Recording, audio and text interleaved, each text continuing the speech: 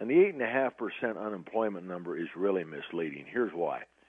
A more telling statistic that is generated out of the Labor Department is something called the labor force participation rate. It's really a pretty simple calculation.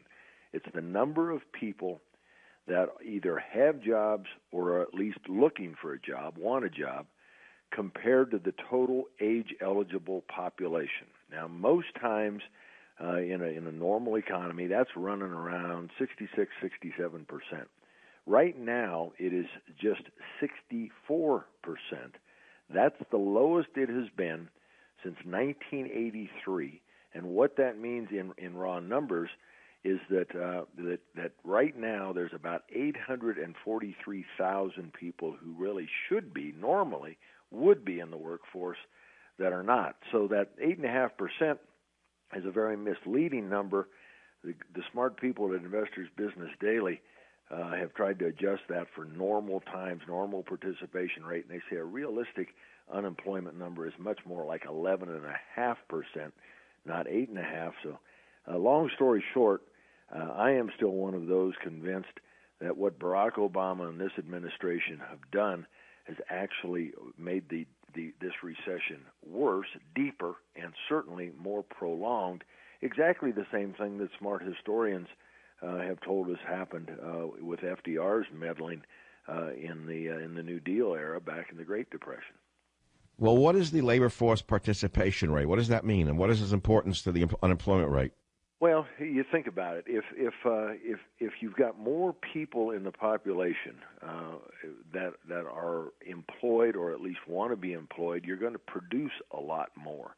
So we're out here talking about getting the economy going, but the first thing we've got to do to get the economy going, Michael, is to get more people actually going to a job every day and producing something.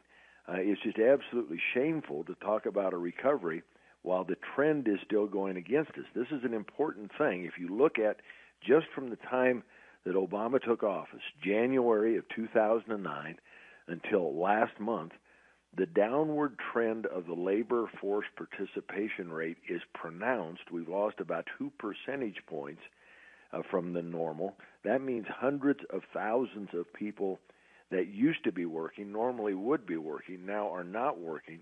In fact, over this recession, 8.7 million jobs disappeared.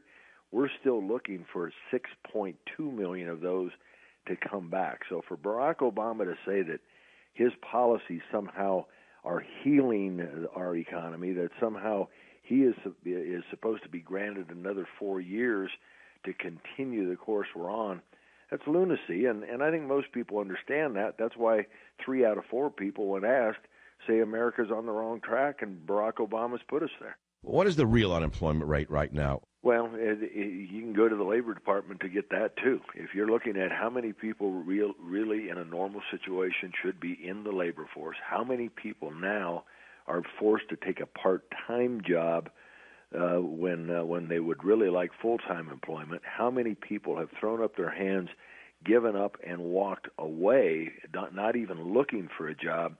We're talking somewhere around 24 million people. Now you're talking more like 15%, maybe even more than that, of a reasonably true unemployment number. That's a staggering statistic, Michael. When you combine that kind of realistic unemployment with the fact, as USA Today points out today, that we've now got debt 100% equal to our total gross domestic product.